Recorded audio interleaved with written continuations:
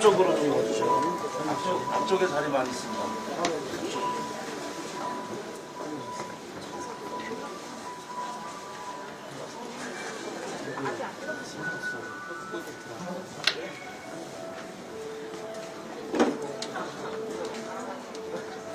앞쪽에 자리 많아요. 중간쯤에 앉으시죠. 대왕 가면 저기 중간쯤 우측 노란 가운데로 가는 우측. 저기 중간에 머리 딱히 맞아서 우선은 시작을 하고 중간에 혹시 오시면 그때 인사하는 시간을 갖도록 하고요. 잠깐 한 5분 후에 너무 기다리시는 거거든요. 5분 바로 시작해야 될 분위기거든요. 우선 밖에 계신 분은 좀 안으로 들어오시라고 좀 해주세요.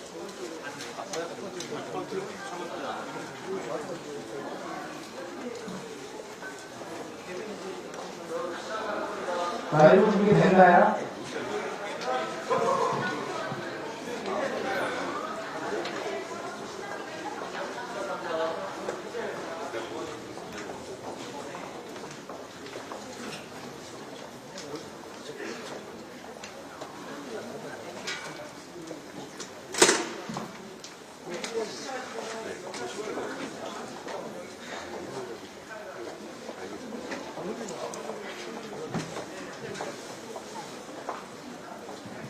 앞쪽으로 가주세요.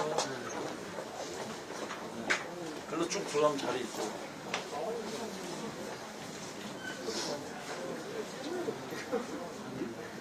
그럼 시작할까요?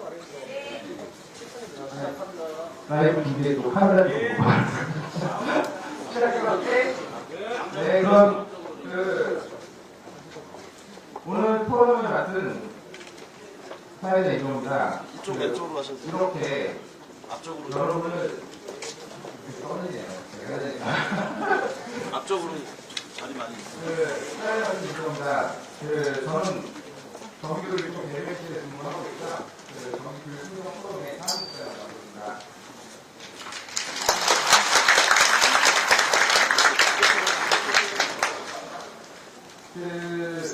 바쁜 와중에 이렇게 참석해 주셔서 감사하고요. 지금 6월달이 학교가 공사가 좀 많고, 또, 그다음에 오늘 또 급여는 날이고, 그다음에 학교 운영기관에도 있고, 그다음에 또 졸업식 하는 데도 있다고 그러더라고요. 그래서 교육이야기에 꼭 오고 싶었으나 참석을 못해서 미안하다는 사람들이 참 많이 있는데요. 그럼에도 불구하고 이렇게 참석해 주신 분들은 정말 감사드립니다.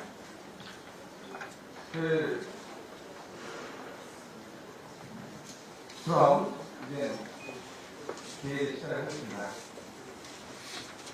그럼 지금부터 2019 제1회 경기 교육 행정 프로를 시작하겠습니다.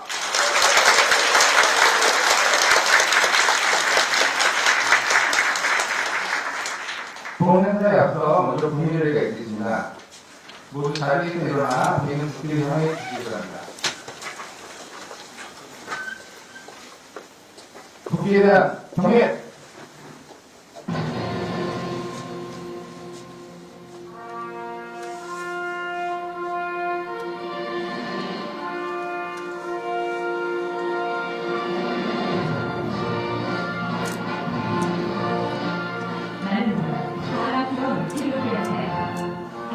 정의로운 대한민국의 무궁한 영광을 위하여 충성을 다할 것을 굳게 다짐합니다.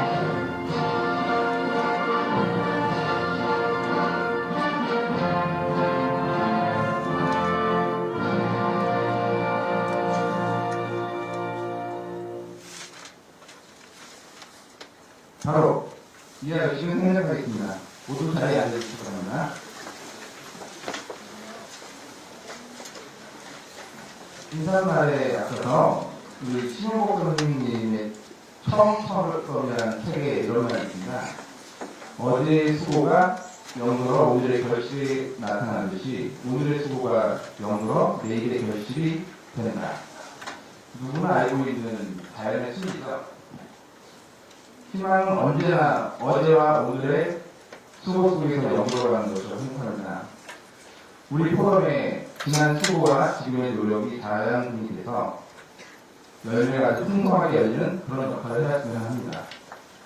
혹시 수고와 노력에 여러분의 많은 동참 해주시면 감사하겠습니다.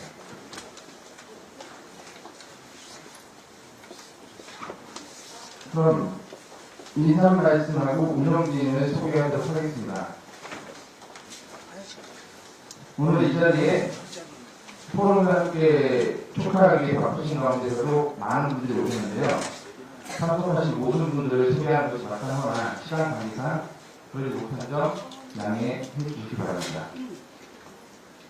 또한 오늘 포럼 공동 제자이신 경기도의 제1교육위원회 표창석 부위원장께서 함께 하는데 일정으로 인해서 행사 전까지 계시다가 하겠습니다. 다시 한번 죄송하고 오늘 포럼을 진심으로 축하한다고 하셨습니다.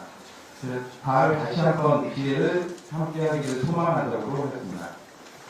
그러면 내비는 소개하도록 하겠습니다.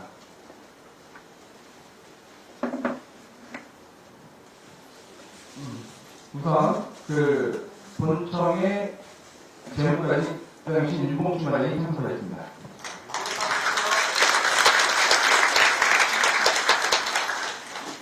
대외협력 담당 서기관신 박호선 서기관이 참석했습니다.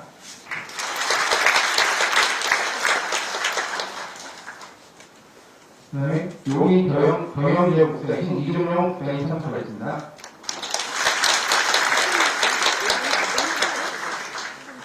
광주하남 교육지원청 경영지원국장이신 남구명 국장이 참석했습니다.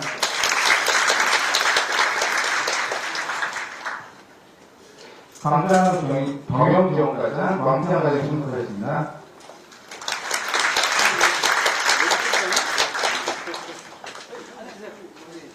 여주 경영지원과장이신 윤성규 과장이 참석했습니다.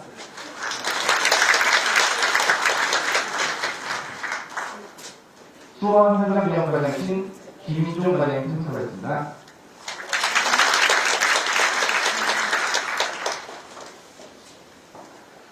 용인 학교 현장지원과장이신 이미영 과장님 참석했습니다.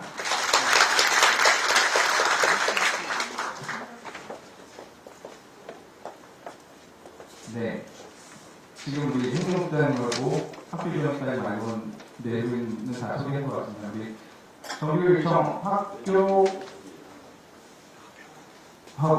그다음에 우리 교육청하고 우리 일반직의 가장 높으신 분이 한 분이신 행정국장이 이 자리에 참석해 주셨습니다.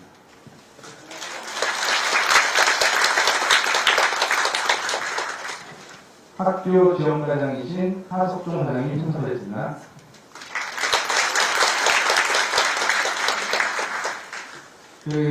행정국장님께서는 저희가 포럼을 이렇게 한다고 저희 따로 부르셔서 내가 꼭 가야 되겠다고 이렇게 해주셔서 정말 진심으로 감사하다는 말씀 이 자리에 다시 한번 드리겠습니다.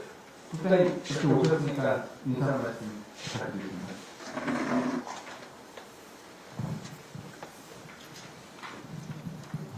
여러분 반갑습니다. 행정국장 유대리입니다. 다시 한번 인사드릴게요.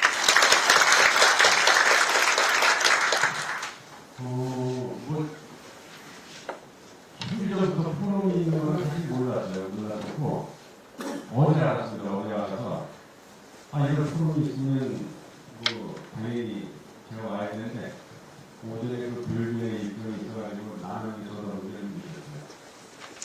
아까 전화를 받기를 고찬석 부위원장님께서 전화를 받으셔가지고 같이 했으면 좋겠는데 있었기 때문에 그들이 먼저 가니까 죄송하다고 말씀을 주셨어요.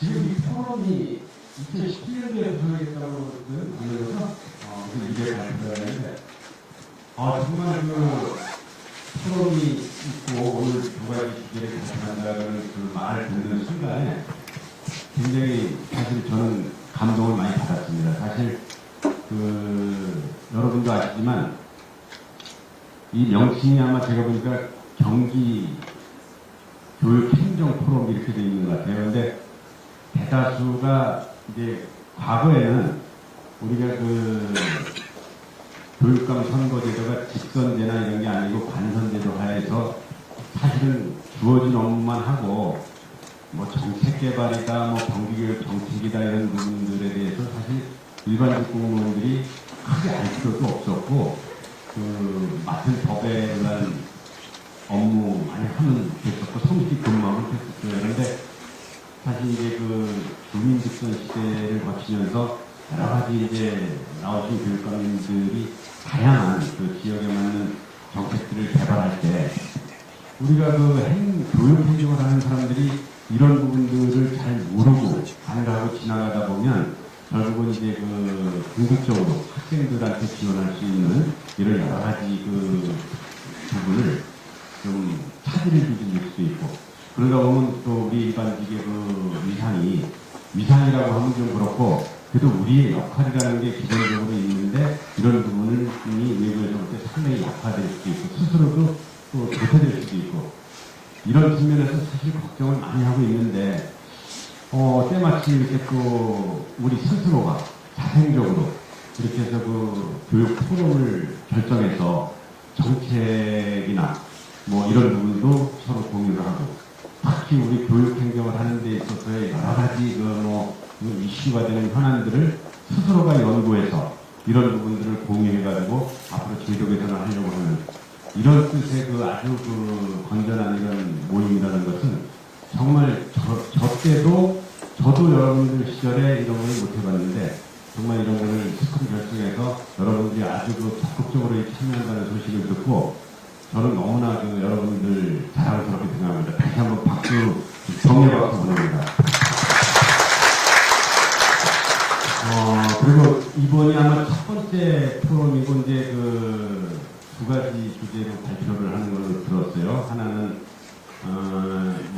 정보제도에 대한 부분, 또 하나는 이제 총액인건비제에 대한 부분 이랬는데 아마 이게 시작이 되는데도 주제도 여러분들의 관심이 있는 사항으로 잘 잡은 것 같고 아마 특히 전보제도 같은 경우는 저도 그렇게 생각합니다. 지금 우리가 사실 이 부부가 서로 맞벌이를 하지 않으면 살 수 없는 이런 세대고 공무원을 이렇게 그 일반직들을 뽑아보면 정말 여성 공무원들이 70% 이상 이렇게 돼 있고 여성은 또 남성과 다르게 사실 가정의 남자보다는 거의 일과 가정을 양립해야 되는 이런 부분 쪽에서 어떤 특정 기간 근무하면서의 그 전보 부분 때문에 여러 가지 그 양립할 수 없는 부분이 생기기 때문에 그런 거, 또 교육청이라는 부분과 학교라는 부분이 있는데 또 어디 근무하고 싶은 데가 있는데 이런 부분들이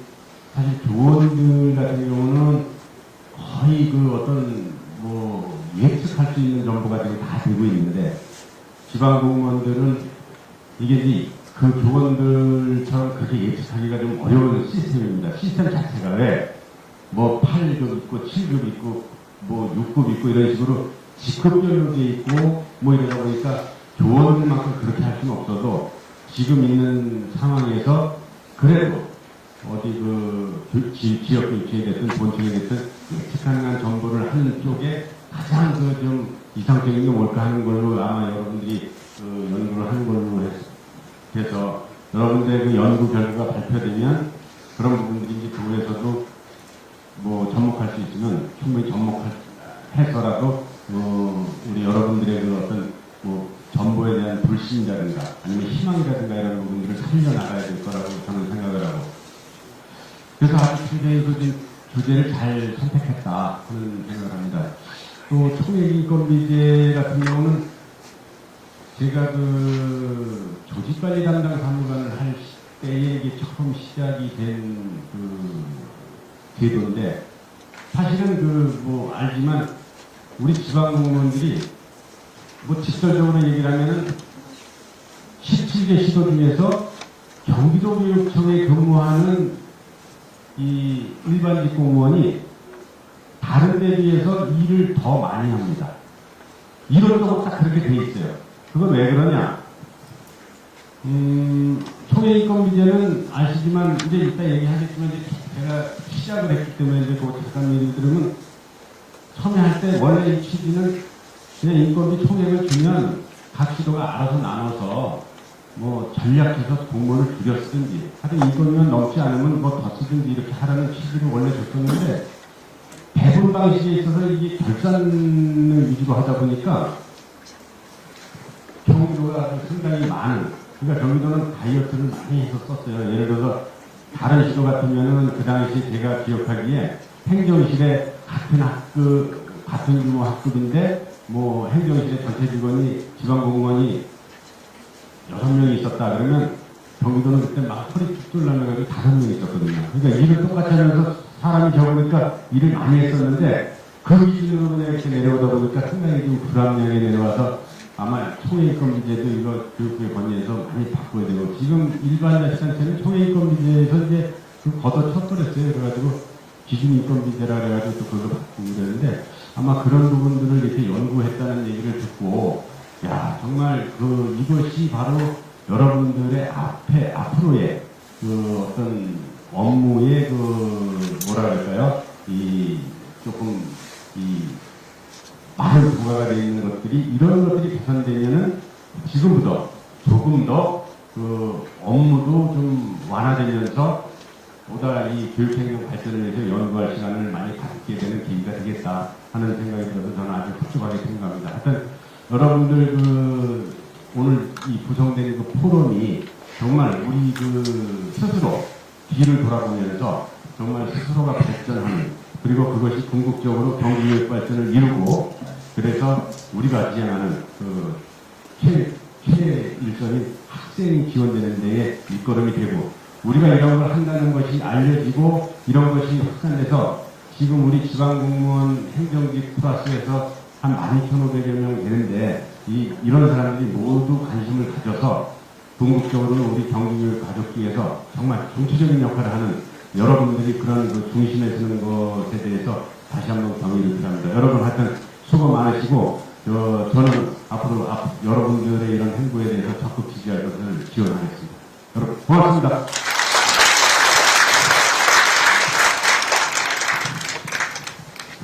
홍육단이 아주 말씀 정말 감사합니다. 경기도 전체 일반직 선임이신 홍종국장의 말씀을 들었으니까요. 우리 용인에서 저희가 하고 있습니다. 그래서 용인에서 행정직 가장 선임이신 용인교육단청 경영지역국장이신 이종영 국장님한테 한 말씀 드리도록 하겠습니다.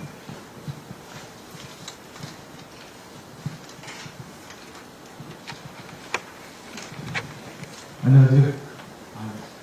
국장님께서 좋은 말씀뿐만 아니라 정말 하신 말씀 해주셨는데 제가 이렇게 인사 말씀을 하고 용인교육청 관할에 있는 고등학교에서 이런 대체를 해주는 것에 대해서 정말 저는 감사하게 생각하고요. 또 이 결과에 대한 부분들이 우리 용인교육청 다른 교육청도 하겠지만 우리 용인교육청에서 한번 서로 공유를 해가지고 이 결과 사항에 대해서 서로 메신저로 이런 부분을 우리는 이렇게 서로 공유를 했습니다라는 부분을 또 보내고 결과에 대한 부분들이 더욱더 잘 되게 하겠습니다. 우리 선생님께서 되게 좋은 말씀 해주시는데요. 이 내용 다 녹화됩니까? 옛날부터 그런 이야기 많이 했었는데요. 우리 이 전문직이 계신 분 또 지지하신 교사 쪽은 10만이 넘어요. 또 요새 새로 대두되고 하고 있는 그런 분들의 내용이 37,000이 넘습니다. 그리고 저희는 사실 만에서 왔다 갔다 하는 걸로 알고 있는데 총익인권에 대한 부분들이 사실 안 하려면 시설 관리지 계시는 분도 와야 되는데 그런 부분도 우리 행정이 좀 중심이 돼서 정말로 힘을 발휘할 수 있는 그리고 이야기가 할 수 있는 말을 할 수 있는 분위기가 됐으면 좋겠습니다. 네, 감사합니다. 네.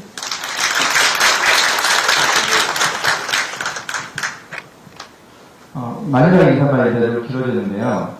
다음은 우리 경기교육행정포럼 강재우 대표로부터 간단한 인사말 하고 저희 운영진들 소개하도록 하겠습니다.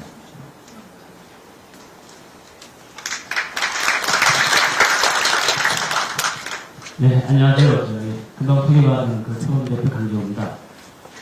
오늘 아침에 제가 새벽에 일어나서 이제 아파트 창을 열으니까 하얀 눈이 내리더라고요.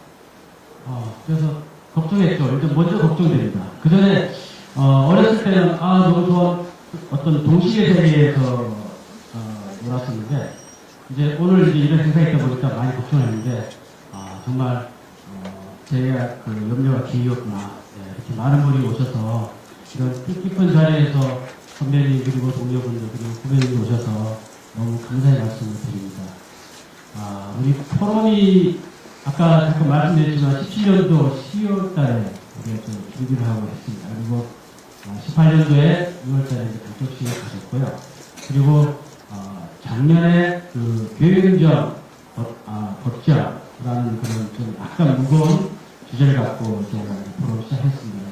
저희가 뭐 경험이 없다 보니까 처음에는 어떻게 시작해야 될지 어떻게 마무리해야 될지 몰라서 무작정 시작했을 부분도 있었고 또 그다음에 우리 아시겠지만 포럼 회원님들이 열정이 대단하세요. 그래서 그 열정 하나 가지고 그냥 처음에 이렇게 시작했습니다. 근데 벌써 이제 2회째를 맞이했습니다. 나이로 이제 주도를 맞이했는데요. 이번에는 아까 말씀드렸지만 주제가 어떤 그런 무거운 주제보다는 우리가 일상적으로 필요로 느낄 수 있는 그런 주제를 갖고 올해 시작을 했고요. 올해 지금 2월 달에 이 주제 두 가지를 이제 발표를 하고 나면은 4월 달에 두 가지 주제로 해서 새롭게 또 준비를 하고 있습니다. 이렇게 할 때마다 많은 응원을 해주시고 그 다음에 격려해 주시고 그 다음에 많은 분들이 또 참석해 주신 더욱더 또 감사했습니다. 네, 감사합니다. 그리고 제가 잠깐 임원진을 소개해 드리겠습니다. 네, 임원진 분들은 단상 앞으로 나와주시죠.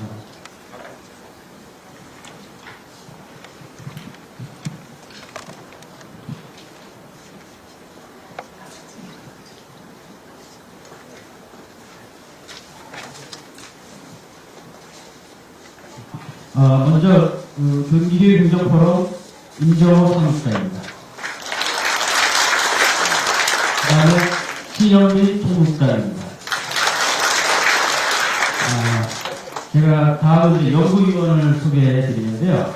연구국가는 저희가 4개 국가가 되어 있습니다. 그래서 오늘 2개 국가에서 발표를 하고요.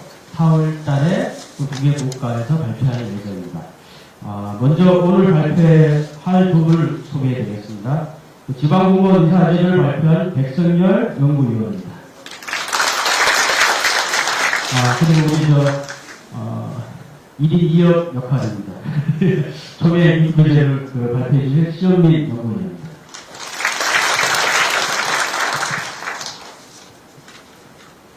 아까도 말씀드렸지만 4월 달에 새로운 주제를 갖고 또 이제 만나드릴 건데요.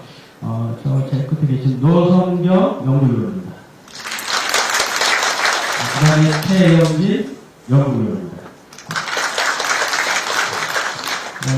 그 다음에 임원을 소개해 드리겠습니다. 양대호 임원입니다. 이상혁 임원입니다. 제가 니을 한번 빠뜨렸는데 중간에 우리 저기 총무부장님이 계신데요. 네, 김도희 총무부장입니다. 우리 교육행정 포럼의 살림살이를 하고 계신 분입니다. 그 다음에 전주도까지 총무국장으로 이제 포럼 활동을 하고 있다가요. 올해 지금은 이제 임원진과 함께 이제 같이 활동을 하고 또 이제 포럼의 각종 홍보 역할을 담당하고 있습니다. 김종기 전 총무국장입니다. 이상으로 이제 소개시켜드렸고요. 네, 전체 인사드리겠습니다. 하여 직접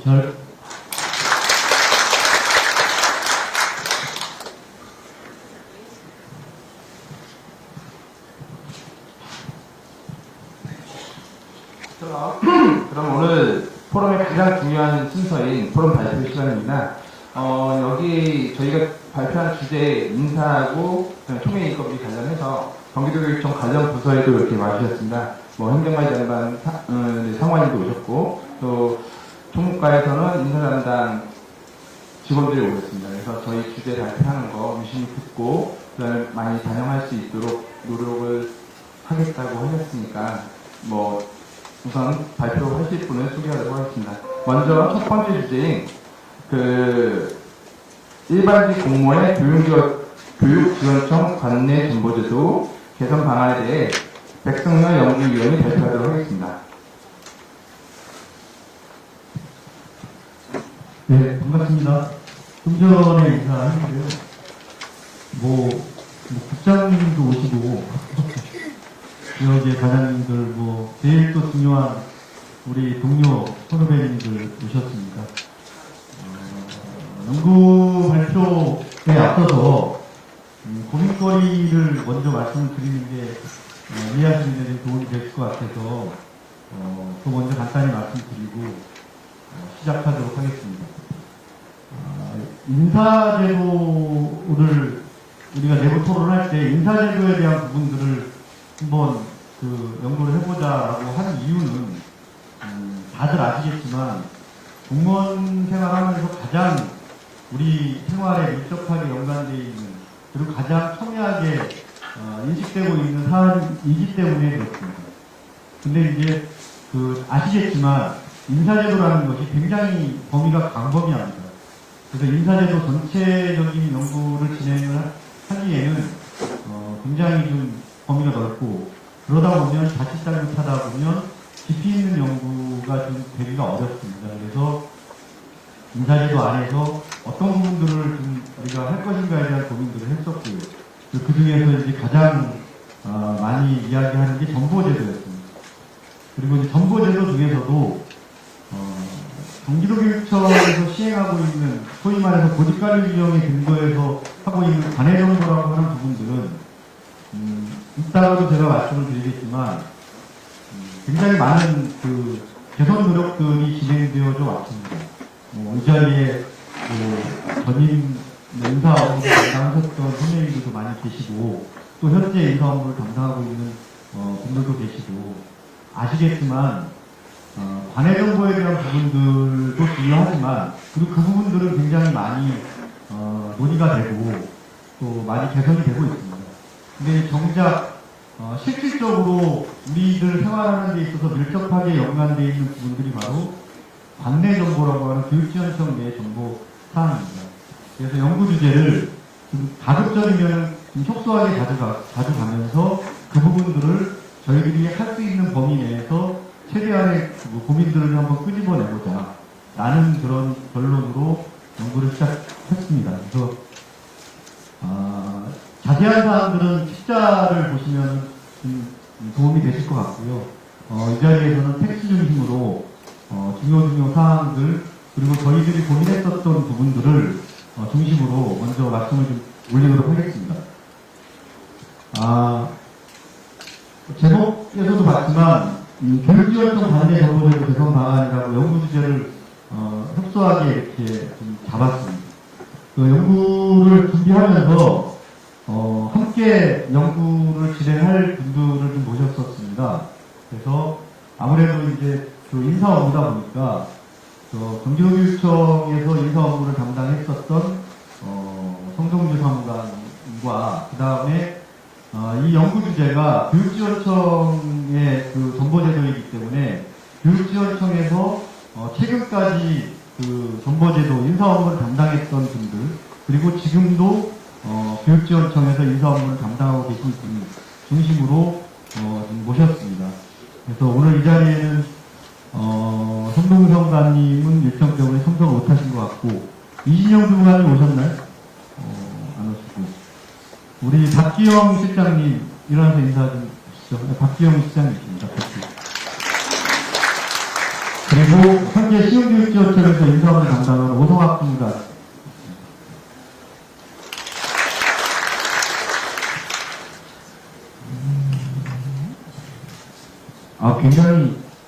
제가 웬만하면 안 떠는데 그 높으신 분들이 앞에서 하셔가지고 뭐 아시겠지만 제가 어려서부터 저는 이제 이런 거 잘 안 어울리는데 필드만 막 뛰어다녔던 놈이라서 이런 게 좀 쉽지 않은데 이제 저도 나이도 먹고 그리고 아까 국장님께서 저는 굉장히 중요한 말씀을 해주셨다고 생각합니다. 그러니까 우리들이 고민하고 우리들의 삶과 직접적으로 연결되어 있는 부분들을 이제는 좀 차분하게 정책적인 고민들을 해서 좀 대안들을 좀 자꾸만 제시하는 그런 방향으로 가는 것이 우리 후배들에게 좀 좋을 것이다라는 생각을 했습니다. 제가 발표를 할 텍스트는 한 5가지 정도입니다. 그러니까 왜 연구했는가에 대한 부분이고요. 그리고 이론적인 부분들로 전보제도와 관련되어 있는 법령 그리고 타시도교육청에 대한 사항들을 간단하게 말씀을 좀 올리고요. 그 다음에 이제 그 현재 교육지원청 내에 25개 교육지원청 내에 운영하고 있는 전보제도, 전보 기준이죠. 기준을 좀 분석을 좀 했고요. 그 다음에 한 약 1,400여 명의 유의미한 그 분들을 대상으로 설문조사를 했습니다. 설문조사를 해서 설문조사 나온 내용들을 중요한 사항들을 먼저 말씀을 드리고요.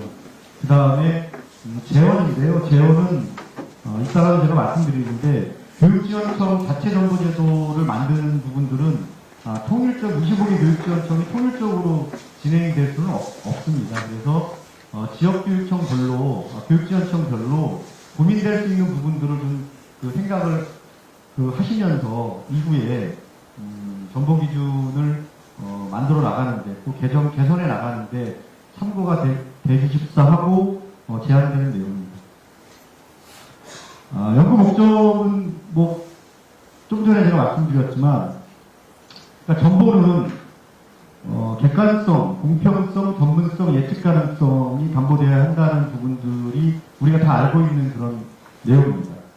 그리고 아까 말씀드렸듯이 우리 또 인식조사에서도 나왔듯이 그 정보가 우리들 삶 속에서 실질적으로 미치는 영향들을 보면 경기도교육청에서 시행하고 있는 관내 정보도 물론 영향을 미치고 있지만 그거보다도 실질적으로 관내 정보, 교육지원청 정보가 우리들이 생활하고 있는데 좀 더 밀접하게 많이 다가오고 있다라는 그런 그 생각이 들었고요. 아까 잠깐 말씀드렸지만 보직관리 규정, 그러니까 관내 정보를 규정하고 있는 보직관리 규정은 지금까지 약 17차례에 걸쳐서 개정을 했습니다. 개정을 하면서 뭐 TF를 운영을 했었고 그리고 뭐 의견 수렴 절차도 거쳤고 부족하지만 뭐 지역별 설명회를 개최하려고 과거에 비해서 경기도교육청에서 좀 더 실질적인 보직관리 규정을 만들어내고자 많은 노력들을 해온 것은 사실입니다. 뭐 전의 과거에 비해서요. 그런데 정보제도 인식조사를 이렇게 보면 도교육청, 그러니까 보직관리 규정에 대한 이 있다라고 인식하고 있는 분들이 좀 많았습니다. 저희가 예상했던 대로 교육지원청 자체 정보 기준이 있다라고 인식하고 있는 분들은 좀 상대적으로 좀 적었습니다. 그래서 아까도 말씀드렸듯이 우리가 생활하는 데 직접적인 영향을 미치고 있는 교육지원청 관내 정보 기준을 마련하는데 좀 참고가 될 수 있으면 좋겠다라는 생각이 좀 들고요. 그리고 뭐 연구 방법 같은 경우는 그 좀 아쉬웠던 게 뭐냐면 이번 연구를 준비하면서 논문이나 아니면 선행 연구들을 쭉 저희들이 찾을 수 있는 대로 찾았습니다. 근데 뭐 예상했던 대로 인사제도, 지방공무원 인사제도 전반에 걸친 뭐 학위나 이런 부분들은 좀 몇 건이 있었고요. 근데 이제 그 자체적으로 관내 교육지원청의 정보를 어떻게 할 것인가에 대한 부분들에 대한 학위 논문이나 연구는 찾을 수가 없었습니다. 그래서 저희들이 시작하는데 뭐 거의 굉장히 어려움을 겪으면서 시작을 했는데 이것이 현실이구나.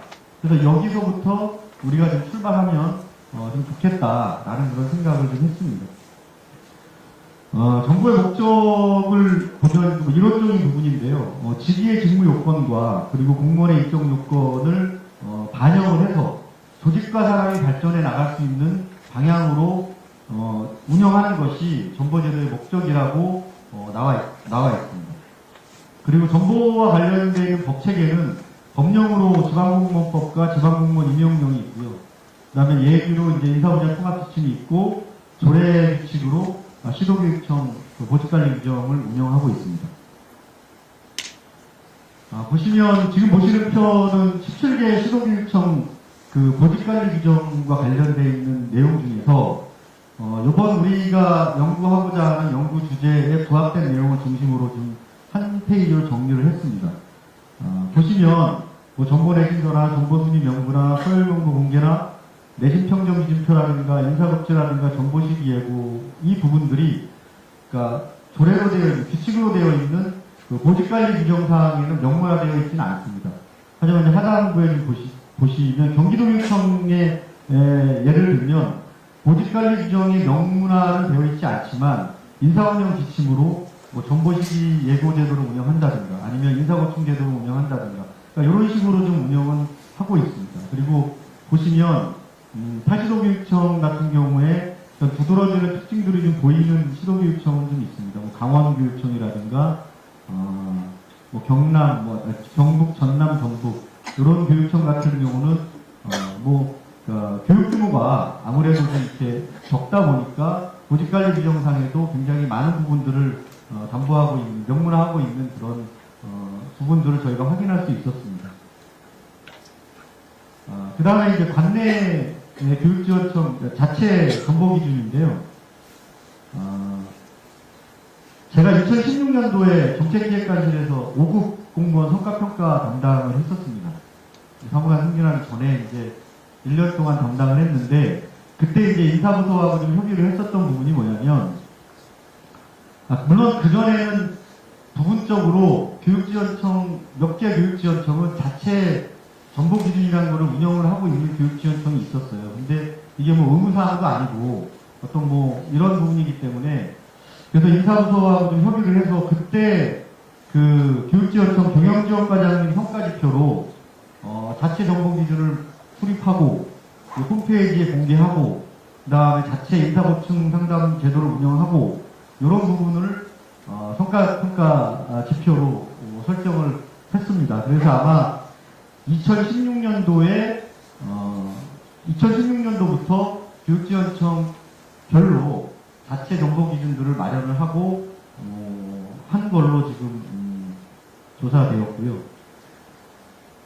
자체적으로 분석한 거를 중요 사항들별로 보면, 그러니까 정보순위 명부를 작성하고 당사자 공개를 하고, 그 다음에 정보 대상들을 사전에 공개하고 있는 교육청이 경기도교육청 관내 이제 1개 교육청이 좀 진행을 하고 있습니다. 여기 땡땡이라고 되어 있는데 보고서에는 성남교육지원청이 진행을 하고 있고요. 그 다음에 임시지정 순위를 운영하고 있는 게 6개의 교육지원청이 있습니다. 이것은 참고로 말씀드리면 현재 나와 있는 정보 기준상에입니다. 실질적인 운영 부분들은 확인을 해야 되는 사항들이고요. 그 다음에 별도 인사구역들을 지정해서 운영하고 있는 교육지원청이 7개 교육지원청이었고요. 그 다음에 이제 교육지원청 전입규정을 두고 있는 게 6개. 그 중에서 6급 공무원에 대한 전입규정을 두고 있는 게 3개. 그리고 7급 전입제한을 두고 있는 게 4개 교육지원청이 지금 기준상 지금 운영하고 있습니다. 그 다음에 이제 신규 공무원 정보 규정을 운영하고 있는 교육지원청이 3개의 교육지원청으로 저희들이 조사되었습니다. 세부적인 부분들은 연구보고서 참고해 주시면 감사하겠고요. 그 다음에 이제 지방공무원에 대한 정보제도 인식에 대한 부분들을 좀 중요사항 내용 중심으로 발제를 좀 하도록 하겠습니다. 먼저 정보제도에 대한 일반사항입니다. 일반사항에는 저희들이 기관 선호도와 그 다음에 정보기금 선택 기준, 그 다음에 기관별 업무량 등에 대한 조사를 좀 진행을 했습니다. 근무기관 선호도는 나와 있는 대로 초등학교, 중학교, 직속기관, 고등학교, 교육지원청, 도교육청, 유치원 이런 순으로 조사가 되었습니다.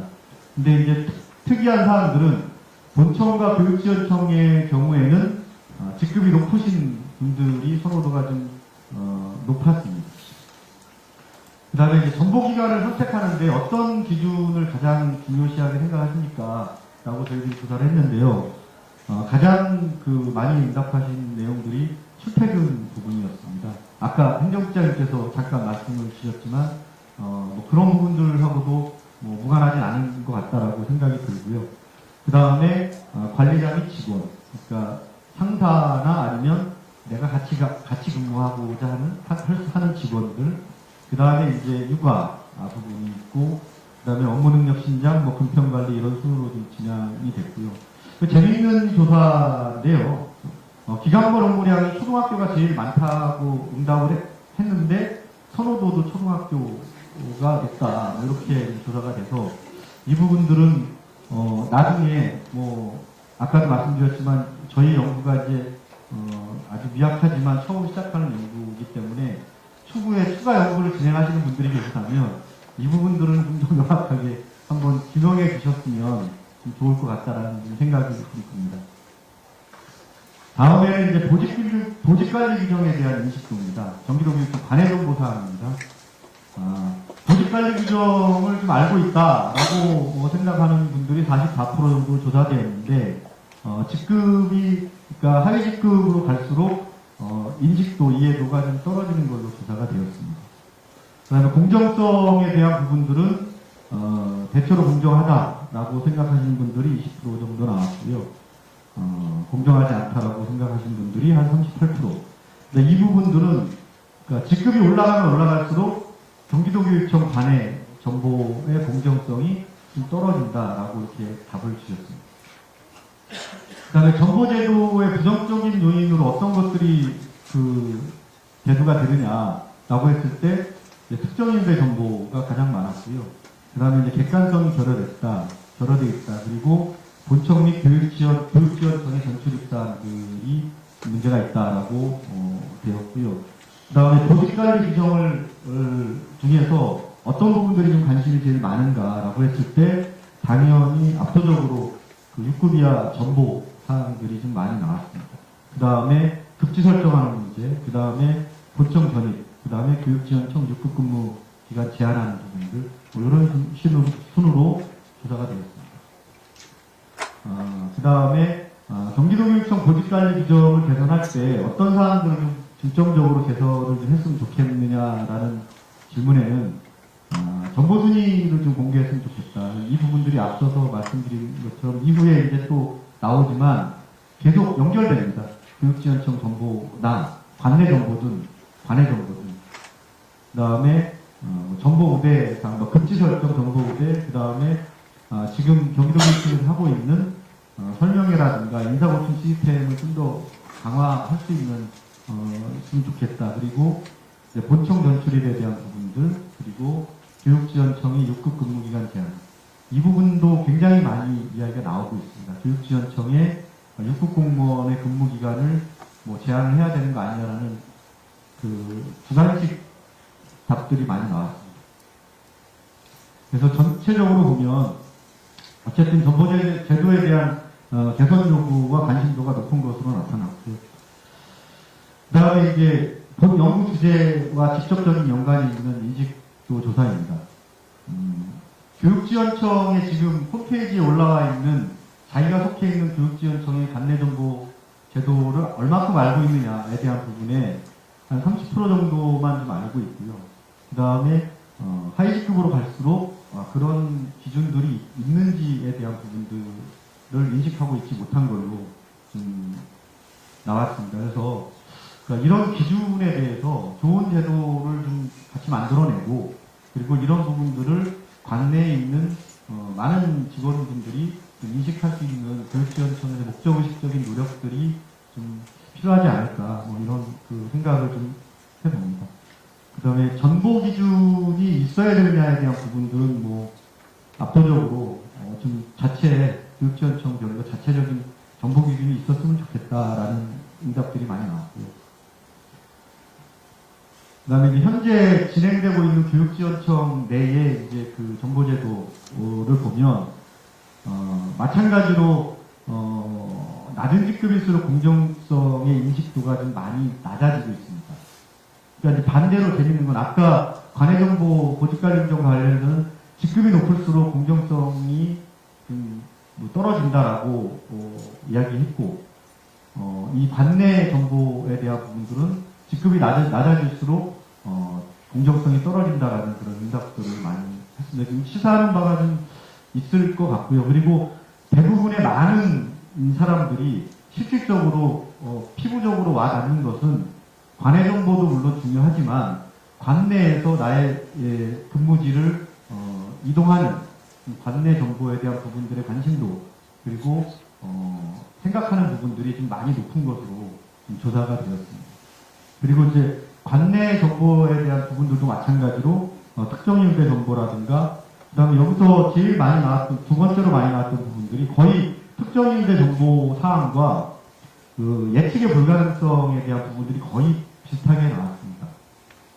그리고 정보를 내가 이제 가야 되는데 그 학교에 대한 정보 대상교에 대한 정보가 많이 부족하다라는 그런 응답들이 많이 나와 있고 그 다음에 명확한 규정들이 좀 있었으면 좋겠다라는 그런 이야기가 나왔었고요. 그 다음에 이제 저희들이 이번 연구 주제를 하면서 핵심적으로 설정했었던 소 섹터별로 좀 보면 좀 조사를 했습니다. 정보 대상교를 사전에 공개하는 게 필요하다라고 하는 것이 압도적으로 많이 좀 요구가 되고 있고요. 그 다음에 정보 승인 공개 제도도 좀 필요하다.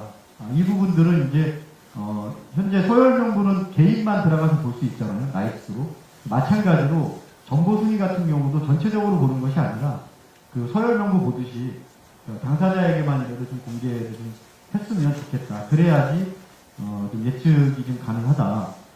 그 다음에 정보순위 공개를 도입했을 때 장점으로는 이제 가장 압도적으로 한 게 마찬가지 예상했던 대로 예측 가능성의 인사를 좀 할 수 있다라는 부분들이고요.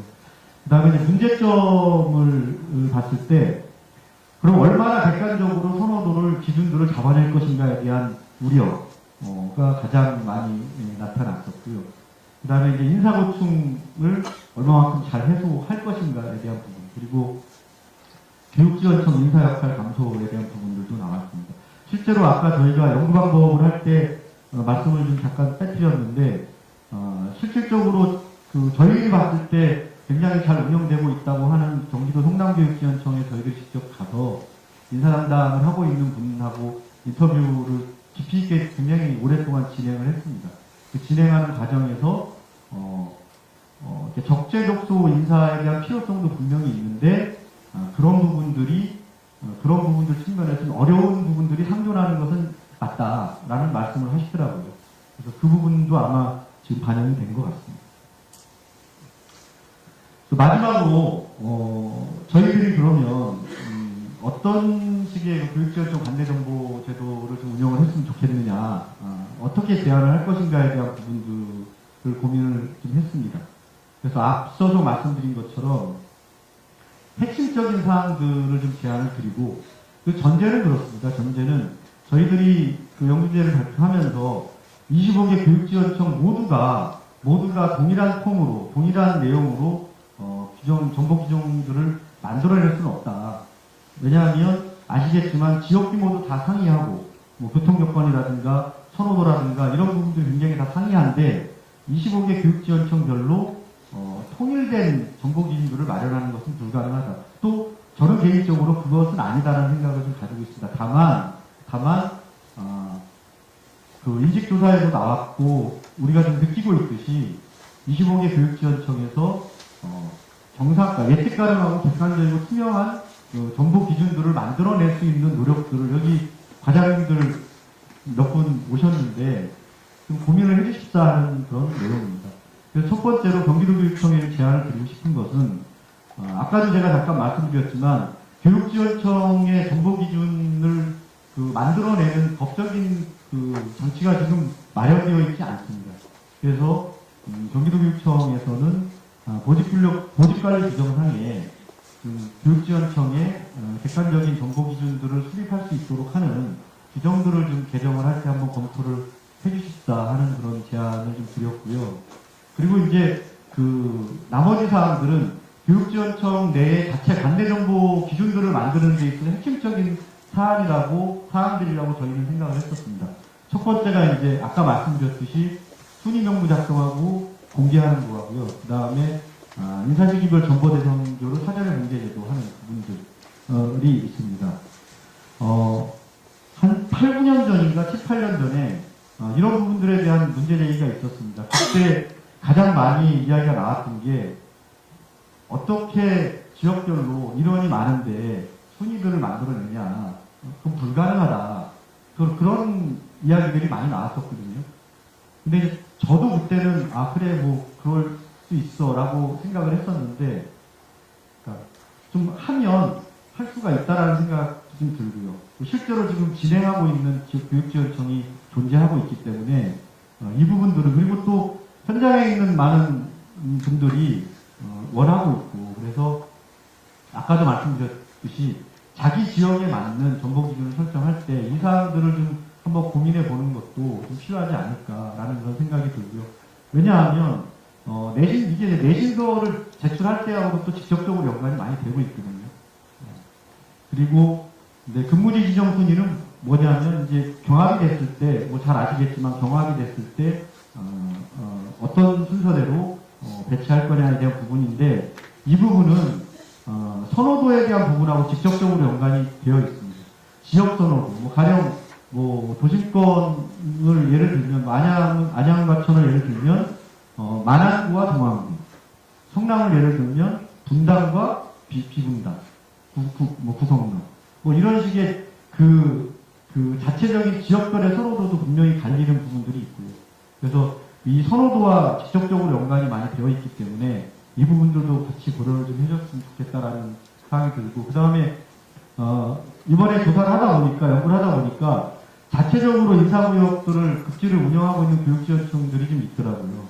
근데 이것은 뭐냐면 도로복합 지역이라든가 이런 부분들, 이런 지역 중심으로 이제 좀 진행되고 있는데 그것은 좀 필요하지 않을까. 도심 지역이라고 하더라도 아까 연관되어 있듯이 근무지 지정 순위라든가 그 다음에 선호도 이런 부분들을 반영을 해서 좀 적절한 좀 지역에 맞는 급지를 운영하는 것도 좀 필요하지 않을까 그런 생각이 들었고요. 마지막으로 예전에는 좀 이렇게 크게 와닿진 않았던 부분인데 교육지원청 전입 규정에 대한 부분들이 굉장히 요즘에 핫한 걸로 지금 다가오고 있는 것 같아요. 제가 2008년도하고 2013년도에 인사제도 개선 TF에 참여하면서 그때도 좀 느꼈던 부분들이 교육지원청에 전입을 하는 부분들이 6급 공무원들하고 7급 이하 공무원들하고 교육지원청에 오신 분들 잘 아시겠지만 선호도들이 극명하게 좀 갈리더라고요. 그리고 왜 교육지원청에 갈 것인가에 대한 목적들이 굉장히 상이합니다. 아주 솔직하게 이야기하면 6급 공무원들 같은 경우는 승진과 무관하지 않은 그런 부분들이 있겠죠. 선호도에 대한 부분들. 그래서 아까 앞서서 제가 인식도에도 나왔지만 교육지원청 6급 공무원 근무 기간 제한이라든가 이런 부분들이 끊임없이 답이 올라오고 있는 부분들이 아마 무관하지는 않을 것이다 라는 생각이 듭니다. 그리고 반대로 7급 이하에 대한 부분들은 7급 이하 공무원들 같은 경우는 교육지원청에서 근무하는 부분들에 대한 선호도가 6급 공무원에 비해서는 많이 좀 낮은 것이 사실이라고 좀 생각을 하고 있습니다. 현재 기준인데, 현재 분위기. 그래서 그런 부분들에 대한 것들 나오고요. 그 다음에 신규 공무원 정보조항 같은 경우는 고양교육지원청이 굉장히 좀 인상이 깊었습니다. 왜냐하면 예전에는 신규 공무원이 농촌지역이나 도롱복합지역 중심으로 발령이 났잖아요. 그래서 도심지역의 교육지원청은 신규 공무원에 대한 부분들을 이렇게 고민이 좀 없었는데 요즘에는 보니까 도농복합지역, 농촌지역, 도시지역 상관없이 신규 공무원들이 발령이 나더라고요. 그래서 이 신규 공무원들에 대한 정보를 어떻게 할 것인가에 대한 것도 관심을 가지고, 물론 새내기 행정학교라든가 이런 지역에서 여러 노력들을 많이 하고 계세요.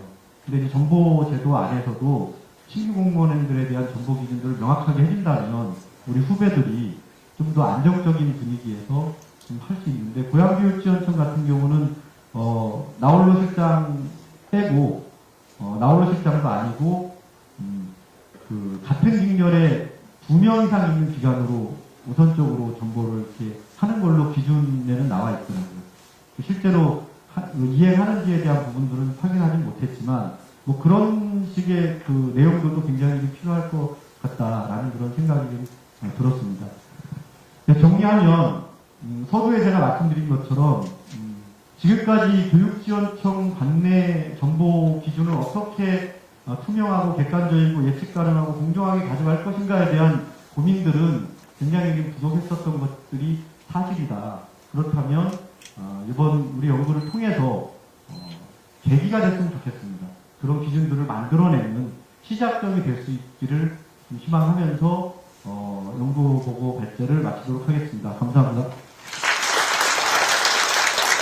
수고하셨습니다. 정말 우리들만의 문제를 가지고 이렇게 연구한 사례는 많지 않았던 것 같아요. 그래서 저희 포럼에 발족한 목적이 이런 거였거든요. 우리 문제를 우리가 한번 찾아보고 또 뭔가 대안을 마련해주고, 그 다음에 그것을 뭐 또 관련 부서에, 관련 기관에 좀 신청할 수 있는 그런 걸 하려고 할 때, 다시 한번 큰 박수 부탁드리겠습니다. 네, 두 번째 주제로요. 저기 안 보여요.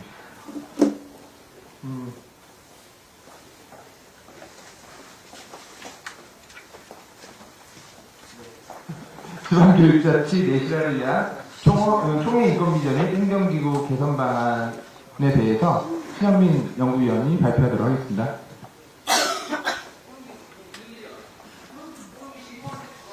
네, 반갑습니다.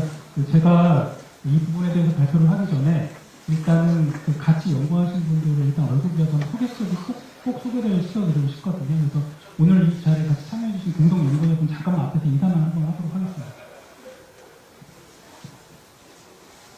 양대호 주무관님은 안 계신가요? 같이 지금 공동 연구를 해주신 이상혁 연구위원님이십니다.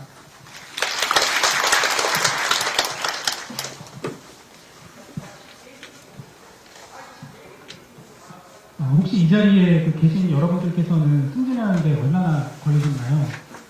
먼저 제가 법령상 최소 승진 소요 연수를 좀 살펴보도록 하겠습니다. 우리 지방공무원 임명령제 33조에 승진 소요 최소 연수가 나와 있는데요. 9급, 8급, 7급 이렇게 이제 1년 6개월 이상, 2년 이상 이렇게 최저 승진 소요 연수가 있죠. 그런데 이제 과거에는 저희 지방자치단체에 비해서 교육청 공무원의 장점 중 하나가 빠른 승진이었습니다.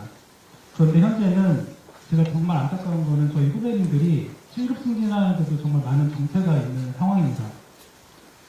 행정학을 공부하다 보면 공무원의 사교와 관련된 챕터를 공부할 때 가장 먼저 다루는 것이 승진입니다. 승진은 그만큼 공무원의 사교와 관련이 있는데요. 그래서 오늘은 공무원의 정원과 관련된 제도, 즉 총회 인건비제를 알아보려고 합니다. 그리고 정원 제도와 빼놓을 수 없는 것이 이제 행정기구거든요. 정원과 조직은 항상 같이 가잖아요. 그래서 이와 더불어서 행정기구와 관련된 내용도 살펴보기도 합니다. 발표 순서는 논의 배경, 현황 및 문제점, 개선 방안, 제언 순으로 설명을 하겠습니다. 다소 따분하고 재미가 없을 수도 있습니다. 왜냐하면 맥락을 모르면 복잡하기 때문인데요. 최대한 쉽게 축약을 해서 제가 이렇게 지식을 좀 이렇게 한 스푼 입에다 이렇게 넣어드린다는 느낌으로 그렇게 제가 준비를 했거든요. 발표 시간은 원래 예정은 20분인데 제가 아무리 빨리 쓰려도 도저히 축약이 안 되는 거예요. 축약을 하다 보니까 말이 빨라지면 이해가 안 될까 봐 걱정이 돼서 최대한 좀 핵심만 담아서 한번 해보도록 하겠습니다. 그리고 궁금한 사항은 일단 질의응답 시간을 이용해 주시면 되고요. 저희 네이버 카페에 만들어놨습니다. 가입하시면 질문해 주셔도 됩니다. 그리고 오늘 말씀드리는 내용은 나눠드린 유인물 책자가 있는데 146페이지의 분량입니다. 이 보고서 원문은 저희가 카페 내 게시판에서 올릴 예정이고요. 그리고 하나 더. 이 화면에 나와 있는 것은 지금 가지고 계신 자료집하고 그대로 순서가 똑같습니다. 왜냐면 일치하지 않으면 이해가 잘 안 되시잖아요. 그래서 그럼 이제 시작하도록 하겠습니다. 이 슬라이드는 오늘 제가 말씀드릴 내용을 형태소 내지는 이제 단어로 분석해서 워드 클라우드로 제가 표현한 겁니다. 이런 단어가 나온다는 걸 미리 좀 알고 계셔야지만 이해도가 높을 것 같아서 만들었고요. 제일 빈번하게 나오는 단어가 지방별 행정기관, 총액인건비, 기준인원, 총액인건비제, 인건비, 회계분석 등인데요. 이게 개인에 따라서 익숙한 단어도 있고 낯선 단어도 있으리라 생각을 합니다.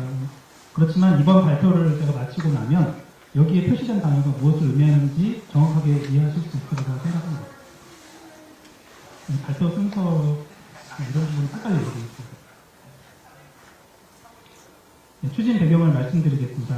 추진 배경은 이 텍스트 그대로 이해를 해주시면 됩니다. 따라서 자세한 내용은 눈으로 자료집을 읽어주시고요. 요약하려면 두 가지 배경에서 추진을 하게 됐습니다. 첫째는 그 인력 및 조직 관리 기준이 행정 수요를 충족하는지에 대해서 중앙하고 저희 지방 간의 갈등이 있다는 점입니다. 그리고 두 번째는 행정 수요의 양적 그리고 질적 그 변화와 주민의 기대 수준 상승에 따라서 우리가 유연하게 부응을 해야 되는데 정원 및 조직 관련 제도는 이렇게 따라가지 못하고 있다는 것입니다. 그래서 우리 포럼은 이러한 현실을 좀 감안을 해서 본 정책 연구를 추진하게 되었습니다. 좀 말이 좀 제가 빠른가요? 괜찮은가요? 네. 현황의 문제점인데요. 현황부터 먼저 살펴보도록 하겠습니다. 이 총액 인건비제에 대해서 그 개선 방안을 말씀드리기 위해서는 이게 개념이 생소한 분들이 많거든요. 그래서 제가 고민한 거는 우리나라 전체의 총액 인건비제 도입 배경이나 추진 경과를 먼저 한번 다뤄보고 그 다음에 총액 인건비제를 먼저 시행을 했던 그리고 지금은 기준 인건비제를 시행하고 있는 지방자치단체에 대한 내용을 살펴보고 마지막으로 우리하고 밀접한 연관이 있는 지방교육 행정기관에 대한 총액 인건비제 운영 현황을 살펴보는 형식으로 하겠습니다. 근데 문제는 아까 말씀드렸다시피 이 부분이 좀 지루하거든요. 그런데 이 향후 말씀드릴 방안을 다루려면 어차피 한 번은 해야 되기 때문에 제가 최대한 재밌게 해보도록 하겠습니다. 우리나라 총액 인건비제 도입 배경 및 추진 경과인데요. 이 다소 좀 되게 교과서적인 내용이긴 합니다만 우리가 알아야 될 부분은 원래 총액 인건비제라는 것은 자율성 확보와 책무성 확보 차원의 지방조직 관리 시스템을 구축하는 데 목적이 있었다는 거거든요. 이 총액 인건비제가 도입되기 전에는 뭐 개별 승인제, 뭐 총정원제, 표준정원제 등의 제도가 시행되었습니다. 근데 그냥 하면은 또 잘 이해가 안 되시잖아요. 그래서 제가 지방자치단체의 정원관리 제도 변화를 한번 제가 표시를 해봤습니다. 행정안전부에서 2015년에 발간한 자료를 발표한 자료인데요.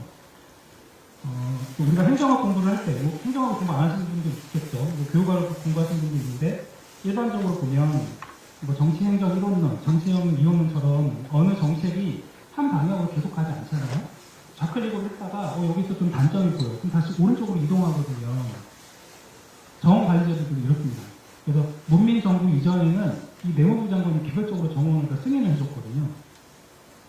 근데 문민정부 때는 총정원제, 표준정원제로 가면서 그 지방자치단체 자율성을 좀 부여하는 측면으로 이렇게 흘러갔습니다. 그런데 또 국민의 정부 때 IMF 구조조정을 추진했잖아요. 그러면서 이 개별 승인제가 또 다시 부활하는 거예요. 다시 또 왼쪽으로 간 거예요. 그러다가 이후에 또 표준정원제, 총액인건비제, 지금은 이제 기준인건비제라는 제도로 가면서 지방자치단체의 자치조직권을 제고하는 방향으로 가는 이 흐름이라는 거를 제가 말씀드리고 싶습니다. 그럼 다시 이제 앞으로 돌아와서 좀 지루하시죠? 뭐 어차피 한숨 쉬고 빨리 할게요, 제가. 총액인건비제를 자세히 설명드리면 정말 끝이 없거든요. 그래서 핵심만 아까 제가 지식 한국선 떠먹어 드린다는 느낌을 하기 때문에 먼저 그냥 알고 계실 부분은 2007년도에 중앙행정기관하고 지방자치단체의 총액인건비제가 전면적으로 시행됐어요. 하나. 그 다음에 지방교육행정기관, 이 같은 시도교육청들은 6년 후 13년도에 총액인건비제가 전면 도입됐다는 것. 그리고 2014년 3월에 지방자치단체는 기준인건비제가 도입됐다는 것. 이 세 개가 핵심이고요. 그러면 결론은 지금 이 시점, 2019년 2월 15일 이 시점에는 어떻게 운영이 되고 있느냐. 중앙행정기관과 저희 지방교육행정기관은 총액인건비제를 하고 있고 지방자치단체는 기준인건비제를 하고 있다. 이제 이렇게 이해를 해주시면 되고요. 그런데 궁금하시잖아요. 도대체 기준인건비제가 뭐고 총액인건비제가 뭔지 이 부분은 다음 슬라이드에서 설명을 드리겠습니다. 그러면 이제 아까 맨 처음에 다뤘던 부분이 국가 차원에서 총액 인건비제가 어떻게 도입됐는지 뭐 현황부터 쭉 말씀드렸고요. 이번에는 이제 두 번째, 지방자치단체의 총액과 기준 인건비제 운영 현황을 저희가 살펴보도록 하겠습니다. 그리고 이 이후에 직접 우리하고 연관되어 있는 지방교육 행정기관과 관련된 총액 인건비제를 살펴볼 거고요. 이제 앞서 말씀드렸다시피 지방자치단체는 이제 80년대 후반에 기준정원제 도입 이후에 총정원제, 표준정원제를 거쳐서 총액 인건비제, 그리고 기준 인건비제로 발전되었다고 말씀드린 바가 있습니다. 그런데 이제 이것도 길게 설명하면 끝이 없거든요. 그래서 그냥 표만 먼저 봐주시면 돼요. 우리가 알고자 하는 건 도대체 이게 뭔데, 저게 뭔데, 그래서 문제가 뭔데, 이게 궁금한 거잖아요. 총액 인건비제라는 거는 별거 없어요. 근데 우리는 이제 교육부인데, 일단 지방자치단체 입장에서 살펴보는 거니까. 개념이라는 거는 행정안전부에서 총정원하고 인건비 총액을 위주로 관리하는 게 총액 인건비다. 이렇게 생각하시면 되고요. 기준 인건비제라는 거는 행정안전부에서 그 기준 인건비만 제시하는 거예요. 정원 관리는 지자체별로 그냥 자율적으로 하고. 이렇게 그냥 개념을 이해해 주시면 되고요. 그 다음에 페널티 부여나 지방교부세 반영 여부는 어떤 기준을 넘어서면 당연히 페널티도 부여하고 또 이런 어떤 인건비는 지방교부세 당연히 반영되는 것인데 이 페널티 부여 부분은 맨 처음에는 어떤 국가에서 정한 기준을 어겼을 때는 페널티가 부여됐는데 현재는 우리 지방교육 행정기관도 그렇고 지방자치단체도 페널티는 일단 지금 없어졌습니다. 그만큼 이제 국가 정책의 흐름이 지방자치단체의 조직 자율성을 좀 보호해주는 측면으로 가고 있는 흐름이라는 것이고요. 그 다음에 지방교부세라는 개념 혹시 잘 안 와닿으시잖아요. 그 지방교육재정교부금하고 그냥 같은 개념이라고 이해해 주시면 무방하다고 생각을 합니다. 어차피 지방자치단체 근무하는 공무원도 지방교육재정교부금이라고 잘 못 알아듣잖아요. 우리는 또 지방교부세라고 잘 못 알아듣지만 어차피 국가가 지방자치단체나 지방교육 행정기관에 어떤 모자란 지원을 좀 이렇게 지원해준다는 측면에서 유사한 개념이라고 생각을 해주시면 되겠습니다. 그러면 이제 총액 인건비제와 기준 인건비제의 차이점 이제 이해되시나요? 네, 이해되시는 것 같습니다. 그러니까 마음이 놓입니다. 그 다음에 이제 제도 개선 동향인데요. 이 제도 개선 동향도 설명하려면 끝이 없어요. 근데 결론은 그냥 그 지자체의 인력이나 조직 운영 자율성이 계속 확대됐다. 이렇게 그냥 이해해 주시는 거 이번에 넘어가면 되겠습니다. 자세한 내용은 여기 나와 있는 거 그대로 이해해 주시면 되고요. 그런데 이건 우리하고 직접적으로 관련된 지방교육 행정기관 총액 인건비제 현황인데요. 지방교육 행정기관은 지방자치단체와 마찬가지로 총정원제, 표준정원제를 거쳐서 2013년도부터 총액 인건비제를 전면 시행을 했습니다. 이게 중요합니다, 오늘은. 총액 인건비 판정 방식인데요. 이 부분을 머릿속에 딱 기억을 해주시면 되는데 이것도 업무를 하신 분은 잘 알지만 업무 안 하시는 분 잘 모르잖아요. 저도 잘 몰랐어요. 작년에 이거 이제 연구하면서 이래서 이렇게 됐구나. 결론적으로는 우리 경기도교육청에서 조직관리팀을 정말 열심히 했는데도 불구하고 참 어려운 상황이었구나. 어려운 여건에서 최선을 다했구나. 이런 생각을 좀 잘 했거든요. 일단 그 2018년 총액 인건비 산정 방식을 보면 총액 인건비라는 것은 기준 인원이 있고 그 기준 인원에다가 인건비 단가를 곱하기 전체 그 인건비 총액이 나온다는 개념이에요. 그럼 기준 인원은 뭐냐? 기준 인원이라는 거는 전년도 기준 인원의 회기 분석하고 국가정책 수요. 국가정책 수요라 하면은 국가에서 뭐 특별 조건을 내려보내면서 국가에서 하는 갑자기 용어가 잘 생각이 안 나는데 뭐라고 그러죠? 국정과제. 네. 국정과제 이런 걸 추진하기 위해서 돈을 지방에 내려주면서 인력도 굉장히 몇 명 정도 필요하겠다. 이런 것들을 내려주거든요. 국가정책 수요, 그다음에 지역 현안 수요. 우리가 이제 어떤 약간 자치산업을 하는 데 있어서 이 인원이 정도 필요합니다. 우리가 국가에다 알려주거든요. 그리고 뭐 그런 보충 이런 것들을 다 반영을 해서 기준 인원이라는 것이 적출되는 거고요. 그리고 인건비 단가라는 거는 전년도에 있는 인건비 단가에다가 처우 개선을 반영을 하는 게 인건비 단가가 되는 것이죠. 그래서 기준 인원하고 인건비 단가 곱하면 전체 총액 인건비가 나온다. 이거를 이해를 해주셔야 돼요. 전년도 기준 인원이라는 이 단어 이걸 기억해 주시고요. 그럼 이제 나머지 하나가 남았는데 그 회기 분석이라는 거를 이제 제가 저희 포럼 내에서 협의를 할 때 말씀을 드리면 회기 분석의 개념에 대해서 낯선 분들이 많더라고요. 사기업에서는 회기 분석이라는 거를 되게 익숙하게 생각하거든요. 근데 저도 사실 익숙하진 않았는데 뭐 정의를 제가 여기 써놓긴 했는데 제가 이대로 읽으면 잘 이해 안 되시잖아요. 이것도 그냥 지식을 떠먹어든다는 느낌으로 설명을 드리면 1차 방정식 기억나시죠? y는 뭐 ax 플러스 b 이런 것들이 있는데 y라는 거는 내가 궁금한 값이에요. 내가 궁금한 값인데 ax 플러스 b에서 a하고 b는 그냥 상수잖아요. 그러면 내가 기존에 알고 있던 정보를 x라고 생각하면은 a하고 b만 정해져 있는 상태면 y라는 걸 예측할 수 있다는 거죠. 이게 회귀 분석입니다. 그래서 왼쪽가 회귀 분석 기준 인원 산식 아닌데요. 그냥 간단하게 일반식만 제가 설명을 드리면 아까 말씀드린 상수가 이거예요. 104.493일 더하기 가로 열고 3.7148 곱하기 학교수, 변수가 뭐 사립학교수, 학생수 뭐 이런 게 있어요. 근데 이제 이런 부분이라는 거죠. 그러니까 학생수하고 학교수가 현재 회귀 분석의 변수라는 것. 이 부분을 머릿속에 좀 기억을 해주시고 다음 슬라이드로 넘어가겠습니다.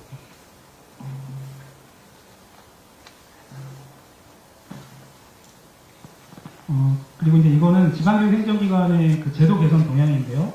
이것도 예전에는 저희가 4급 정원을 따내려면은 교육부에 가서 이렇게 막 이렇게 열심히 노력을 했어요. 근데 이제 지금은 일단 3급 이상만 그 승인권이 교육부에 3급 이상은 4급은 풀어줬거든요. 그러니까 이제 이렇게 아까 말씀드렸다시피 인력이나 조직의 운영 자율성이 확대되는 추세라는 거. 우리가 초점이 중요하잖아요. 이거는 그냥 그 정도로만 이해해 주시면 되겠습니다. 이제 여기서 이제 중요한 게 문제점인데요. 빨리 하겠습니다. 지루하신 것 같아서 빨리 하겠습니다. 지금까지 이제 총회 인건비제를 전체 국가적인 차원, 그다음에 지방자치단체, 또 마지막으로 지방교육 행정기관으로 저희가 구분해서 현황을 살펴봤는데요. 이제는 이제 우리가 문제점을 도출을 하고 빨리 개선 방안을 만들어내야 되잖아요. 근데 문제점이 뭐냐? 세 가지가 제가 도출을 했습니다. 저희가. 첫 번째는 총액 인건비 그 기준 인력 산정 기준, 머릿속에 한번 그려보세요. 그 기준 인력 산정 기준이 교육행정 수요의 양적인 팽창하고 질적 다양성을 부응하지 못한다라는 것입니다. 이제 물론 그 총액 인건비 기준 인원 산식 변화 이 표를 보시면 맨 처음 2013년도에 학생수나 교원수를 근거로 기준 인원 산출했거든요. 근데 이거 해보니까 이게 일선에서 너무 시도교육청에서 이거 이 인원 가지고 안 돼요. 그러니까 교육부에서 그래? 그럼 결혼보충이랑 국가정책 수요를 더 반영해줄게 해서 14년도에 좀 개선이 됐고 16년도에 그래도 모자라니까 이제 회계분석이라는 것도 도입을 한 거거든요. 어쨌든 간에 총액 인건비 기준 인원이 이렇게 산식이 변화는 이렇습니다. 그런데 그럼에도 불구하고 제가 이제 드리고 싶은 말씀은 아까 회계분석 산식을 보시면 그 변수가 학생수하고 학교수였단 말이죠.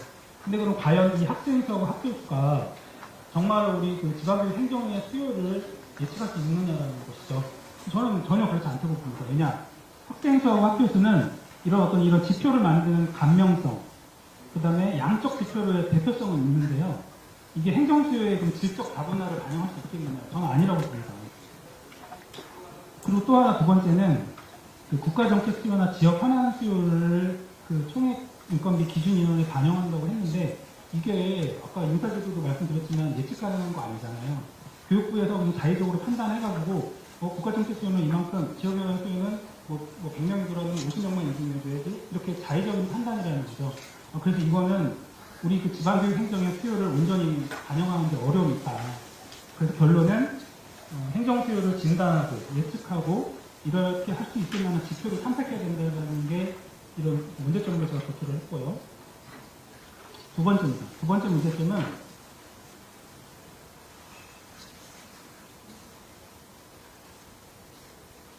인력 산정 기준이 직전 연도의 공무원 규모를 기준으로 하는 점진적 방식이거든요. 혹시 아까 기억나세요?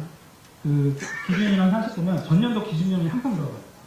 그러다 보니까 그 조직을 애초에 방만하게 운영한 기관은 굉장히 유리한 거예요. 애초부터 방만하게 운영할 때는 점진적으로 증가하는 거고요. 타이트하게 운영한 데는 타이트한데 천천히 점진적으로 증가하다 보니까 여전히 힘든 거거든요. 근데 이제 이 기준 인원이나 인건비 단가를 산정할 때 아까 말씀드린 대로 전년도 기준으로 산출을 하기 때문에 일부 그 지방교육 행정기관의 경우에는 다른 기관에 비해서 좀 현저하게 차이가 있어서 좀 조직 인력 운영이 좀 어려운 상황입니다. 특히 이제 경기도교육청을 말씀드리면 전국 대비 그 교육 규모가 약 24.4%입니다. 그럼에도 불구하고 우리 총액 인건비 비율은 19.4%에 불과한데요. 이거는 이제 이 수치는 저희가 토론에서 연구했던 2018년 당시의 기준이고요. 지금은 한 20% 정도 올라간 걸로 제가 알고 있습니다. 그리고 또 다른 수치를 한번 살펴보겠습니다. 사시도 교육청의 총액 인건비 1인당 단가가 잘 안 보이실 수도 있는데요. 여기 이제 1인 단가가 있거든요. 일반직. 보시면 이 1인당 단가가 시도별로 6,400만 원에서 6,800만 원입니다. 그런데 이제 경기도 교육청 보면요. 5,900만 원이에요. 근데 이제 물론 이게 시도교육청마다 연령층도 다양하고 학교나 시도교육청마다 상황이 다르기 때문에 이 표만 보고 이건 기계적으로 이렇게 문제가 있어. 기계적으로 이렇게 비교하는 건 문제는 있어요. 사실. 그런데 그럼에도 불구하고 경기도를 제외한 나머지 시도 간 비교를 한번 보시면은요. 유의미한 차이가 별로 없어요. 그래서 경기도 교육청의 일반직 기준 인원이 과소계산됐다라고 미루어 짐작할 수 있는 정도의 자료는 된다고 저는 생각을 합니다. 그 다음에 또 하나, 총액 인건비제가 최초 시행된 2013년 당시에 마련한 그 기준 인원하고 인건비 단가인데요. 이 인건비 단가는 그때 당시에는 전년도 결산의 기준이었거든요. 그리고 이런 것들이 다음 연도에 계속 되풀이하여 영향을 미친다고 제가 아까 말씀을 드렸죠. 그러다 보니까 어떤 우리가 조직이나 인력을 창설하는데 한계가 있을 수밖에 없죠. 그리고 또 하나, 전년도 기준 인원하고 인건비 단가의 결혼 보충, 국가정책 수요 등을 반영했기 때문에 현 시점 인력 구조하고는 당연히 정확하게 맞을 수밖에 없다는 거죠. 왜냐, 예측해서 인원이 내려오는 게 아니라 옛날 거 자료를 기준으로 총액 인건비 기준이 나오는 거거든요. 그리고 또 하나, 과거 기준 인원과 인건비 지출이 적었던 기간은 계속해서 다른 기간보다 적게 되는 불안한 점이 있다. 이런 부분, 그런데 이제 이런 부분들은 제 주장뿐만이 아닙니다. 이러한 분석은 2016년 12월에 한국지방자치 학회부에 실린 지방정부 인력 관련 연구자료를 볼 수 있는데요. 이거는 어떤 N 기초지자체 조직관리담당 질의응답 자료입니다. 제가 한번 읽어보겠습니다. 인구 증가 및 신규 지역 현황 수요, 국가정책 수요 등은 폭발적으로 증가하고 있으나 내년 기준 인건비는 소폭 상승하고 지역 현황 수요에 대한 기준 인력에 대해서는 소극적으로 반영함에 따라 적시적인 행정 대처가 어렵다. 맞죠? 또 하나, 이거는 이제 어떤 광역자치단체 조직관리 팀장 인터뷰 결과인데요. 현재 기준 인건비 단가 산정 시 과거 인건비 지출이 적은 기관이 불리하다. 네, 맞죠? 총액 인건비제라는 게 당초 취지하고 달리 정원관리의 자율성을 강화하지 못하고 있고, 경기도 교육청 같은 경우는 현원 직급별 비율이 우리 조례상 정원 책정 기준에 턱없이 지금 부족한 상황입니다. 근데 이제 조례상 정원 책정 기준이라는 거는 최대 기준이거든요. 근데 이제 그런 점을 고려하더라도 직급별 비율이 의미 있는 수치임은 분명합니다. 그래서 정원하고 현원의 간극은 좀 좁힐 필요가 있습니다. 그리고 이러한 간극을 근본적으로 좁히기 위해서는 총액 인건비 제도의 개선이 필요하다고 생각을 합니다. 이 문제점은 이제 세 번째입니다. 세 번째 문제점은 이제 그동안 이제 정원 문제를 다뤘는데 이번에는 행정기구도 좀 다뤄보려고 해요. 지방교육 행정기관이 그러니까 학생하고 주민을 위해 일할 수 있는 실질적인 자치 조직권이 아직도 협소하다고 생각을 합니다. 행정수요의 변화를 고려해서 교육감이 자치 조직권을 탄력적으로 행사할 수 있어야 함에도 우리 본청 신곡수가 대통령령에 좀 묶여있다 보니까 시의적절한 대응에는 분명히 한계가 있습니다. 그래서 새로운 신규 어떤 사업이 창출이 될 때 기존에 있는 보조기관이 성격이 상이한 보조기관을 통솔 지휘하는 경우가 있거든요. 이 보조기관이라면 이제 뭐 실국장, 과장 이런 걸 보조기관이라고 하죠. 그리고 또 기존에 있는 보조기관이 이질적인 성격을 사무를 이렇게 집행하는 경우도 발생합니다. 근데 문제는 이렇게 이질적 성격의 사무를 통솔 지휘 집행하는 보조기관, 과장, 제가 만약에 내가 통상적인 그동안 우리가 해왔던 업무하고 다른 업무를 갑자기 하게 되면 어떤 문제가 생기냐면 이게 행정의 전문성, 신속성, 능률성 확보에 당연히 한계로 작용할 수밖에 없다는 거죠. 그리고 이 부분은 이제 좀 조심스러운데요. 지방교육 행정기관의 법정 부교육감 지휘수가 이제 고정되어 있거든요. 근데 이제 이러다 보니까 수시로 변화하는 행정 환경에 우리가 탄력적으로 또는 적극적으로 대응하는 데 한계가 있다고 생각을 합니다. 근데 이제 광역지자체를 이제 한번 좀 비교를 해봐야 될 것 같아요. 왜냐하면 우리가 그냥 이해하면 잘 이해 안 되는데 비교하면 딱 바로 이해되잖아요. 그 2018년 10월 30일이 무슨 날이냐면 그 지방자치 날이거든요. 그때 이제 행정안전부에서 지방자치법 전부 개정안을 이제 발표를 했습니다. 거기서 이제 뭐라고 발표를 했냐면 그동안 이제 지방자치법이 항상 일부 개정만 됐었는데 이번에는 전부 개정을 한 거예요. 그러니까 문재인 정부에서 국정과제로 내세웠던 지방자치를 이렇게 더 크게 하겠다는 것에 그 국정 이념을 담은 것이 지방자치법 전부 개정안인데요. 기존의 이제 법정 부단체장 외에 특정 업무를 수행하는 부단체장 한 명을 필요시 조례를 통해 더 줄 수 있도록 지금 법령이 지금 개정안이 만들어졌습니다. 그리고 인구가 만약 500만 명 이상이다? 그럼 2명을 더 할 수 있게. 이렇게 지금 그 전부 개정안이 나왔고요. 그래서 이렇게 함으로써 지기 설치의 자율성을 좀 강화할 예정으로 밝힌 바 있습니다. 참고로 서울시하고 경기도는 이건 이제 저희 교육청 말고 일반 지자체를 말씀드리는데 여기는 부단체장 직위가 행정불 정무 하나예요.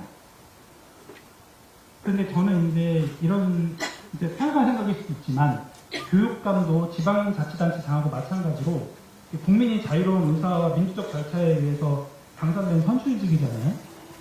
그렇기 때문에 제도적으로 특정 업무를 책임질 정무직 부단체장이 필요하지 않은 검토할 필요는 있다고 생각합니다. 이 부단체장이 정무직이 될 수도 있고 우리 일반 행정직이 될 수도 있다고 생각을 합니다. 근데 일단은 제가 한번 정무직으로 한번 생각을 해봤거든요. 자, 그래서 이제 문제점 3개를 이제 말씀드렸는데요. 그 각각 문제점에 대한 개선 방안을 제가 먼저 요약해서 한번 설명을 드리겠습니다. 첫 번째 문제점으로 제가 지적했던 게 총액인건비제 그 기준 인력 산정 기준이 그 교육행정수의 양적 팽창이나 질적 다양성을 부응하지 못하고 있다고 제가 말씀드렸는데 이걸 부응할 수 있는 지표를 회계 분석에 한번 담아보자라는 게 저희 주장입니다. 그래서 그 지표를 뭘로 할지도 한번 제가 안을 제시해봤습니다. 두 번째 제시했던 문제점은 뭐였냐면 그 인력 산정 기준이 직전 연도의 공무원 규모를 기준으로 하는 점증적 방식이라고 아까 말씀드렸잖아요. 그러다 보니까 애초부터 조직을 방만하게 운영하는 기관이 유리하다는 게 문제였는데 그래서 저는 이거는 좀 기울어진 운동장이라고 저는 생각을 합니다.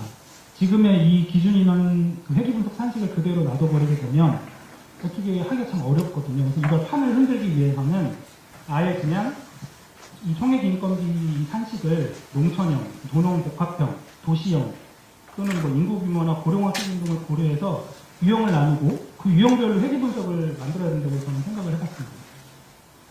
세 번째, 이 부분은 이제 조직이죠. 그 실질적인 자치 권한이 협소하다. 그래서 이것에 대한 대안은 학생과 주민이 그러니까 지방자치법 전부 개정의 취지를 우리가 다 그냥 반영을 해서 그 지방교육 행정교육 실질적 자치권 확대하자는 건데 세부적인 내용은 본청 실구 설정이 좀 자유로하자. 다만 그냥 자유로하는 게 아니라 그 지방자치법 전부 개정안처럼 실국수의 20% 범위 내에서 기구 설치를 좀 자유로를 해보자. 두 번째, 부단체장 직위도 조례상 정무직, 이번에는 저 정무직으로 제가 한번 검토를 했기 때문에 일반직이 될 수도 있죠. 부교육감 직위 설치 자율성 강화 방안 좀 검토해보자. 이렇게 제가 개선 방안을 생각을 했습니다. 그래서 각각 개선 방안에 대한 세부 내용을 다음 슬라이드에 대해서 말씀을 드리겠습니다. 지금 벌써 시간이 많이 흘러서 조금만 더 제가 빨리 하겠습니다. 좀 집중을 많이 해주셔서 제가 되게 감사한데요. 근데 이걸 일일이 다 설명하면 너무 길잖아요. 근데 핵심만 바로 이 표를 설명을 드리겠습니다. 아까 그 행정수의 양적, 질적 다양성에 부응할 수 있는 지표를 이렇게 생각을 해봤는데 저는 이런 생각이에요. 지표로서 도시, 비도시 지역의 특성을 반영한 지표들하고 사업의 다양성과 특성을 반영한 지표를 한번 생각을 했는데 뭐냐? 법정 민원 건수, 행정심판이나 국가소송 건수, 학교폭력 발생 건수, 교육시설 개방 건수, 또 지방의회 교육 의원 수, 대응지원 사업이나 교육력 사업 건수나 예산액, 또 교육복지 사업 건수, 규모, 학교 신설 건수 이런 것들을 회계 분석 산식에 반영을 해서 행정 수요를 온전히 기준 인원에 반영할 수 있다고 봅니다. 지금 현재는 학생수하고 학교수 두 개만 있잖아요. 근데 이거 가지고 과연 이게 행정 수요의 그 질적 다양성을 우리가 확보할 수 있냐 이거죠. 근데 이렇게 제가 그냥 던져버리면 너무 무책임하잖아요. 왜냐? 그냥 하라고 하면 어렵거든요, 그거. 그래서 저는 이런 아까 말씀드린 그런 지표들을 법령이나 규칙상 공시 대상 정보로 규정을 해버려서 다른 시도 것도 우리가 교차 검증할 수 있게 좀 투명하고 예측 가능하게 그렇게 좀 해야 된다고 생각을 해봤습니다. 개선 방안 두 번째입니다. 지방교육 행정기관을 아까 제가 유형별로 좀 나눠보자고 말씀을 드렸는데요. 이거 설명하면 너무 길기 때문에 바로 표를 그냥 제시를 해봤습니다. 그냥 지방교육 행정기관을 유형별로 그냥 나누는 거예요. 그래서 서울, 부산, 경기는 실제 시도에서 조금 그래도 다르거든요. 그래서 여기는 특성을 인정을 해서 1, 2형, 2형, 3형으로 나누고 나머지 시도는 인구랑 학생 수를 기준으로 해서 4형부터 7유형까지 그냥 나눠버리는 거예요. 그래서 이렇게 유형별로 좀 나눈 다음에 회계 분석, 성인 인건비 기준이면 한식을 좀 별도로 만들어야 된다고 생각을 했습니다. 다만 이제 그냥 이렇게 또 던져놓으면 또 무책임하잖아요. 근데 이거 이렇게 하면 이제 어떤 문제가 있을 수 있냐면 만약에 이제 유형별로 기준 인원을 총액 인건비 그 산식을 마련을 하면 그래서 그 제도를 개선해서 만약에 이제 그래 내년부터 시행해 보자 교육부가 이렇게 했는데 그러면 전년도 기준 인원보다 기준 인원이 굉장히 뭐 줄어버렸다 이러면 문제가 생겨버리잖아요. 왜냐하면 이미 공무원은 거기 일을 하고 있으니까 정원을 갑자기 확 줄일 수는 없잖아요. 이 부분은 사실 좀 어렵긴 하지만 우리가 그 일시적인 기준 인원 초과는 일단은 허용을 해야 된다고 생각을 하고요. 그리고 그렇게 감소 인원을 그냥 내버려 둘 것이 아니라 점진적으로 적용할 수 있게 방향성을 제시해야 된다고 생각하는 것이고 두 번째는 시도간 인사교육을 추진해보는 방법도 고려해야 된다고 생각을 합니다. 이렇게라도 하지 않으면 지금의 그 총액 인건비 회계 분석 기준 인원 한식을 그대로 하면 기울어졌어요. 지금 운동장이.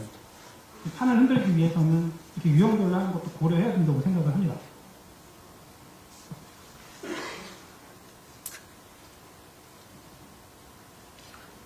그럼 이제 세 번째 개선 방안입니다. 그 지방교육 행정기관의 실질적 자치권을 확대하는 건데요. 실국수의 20% 범위 내에서 기구 설치 자율화 추진을 고려해야 합니다. 근데 이거 그냥 제가 말씀드리면 이거 되게 획기적인 거 아니라고 하실 수 있는데요. 획기적인 거 아니고요. 아까 말씀드린 대로 2018년 10월 30일 날 행정안전부에서 만든 그 보도자료 제가 다 붙임으로 첨부해놨어요. 왜냐하면 그 제가 어떤 연구했던 배경, 현황 및 문제점, 개선 방안을 도출하기 위한 그 공부했던 자료들은 다 붙임으로 제가 붙여버렸어요. 그러니까 그냥 보시면 돼요. 그 부분. 그래서 붙임물에 보면은 세부적인 내용들이 다 나와 있거든요. 그래서 현재 행정부에서 그 발의 법안은 이 지방자치법 전부 개정안은 현재 법제처에서 검토 중에 있고요. 잘 안 보이시겠지만 2019년 3월 31일 날 국회 제출 예정으로 되어 있습니다.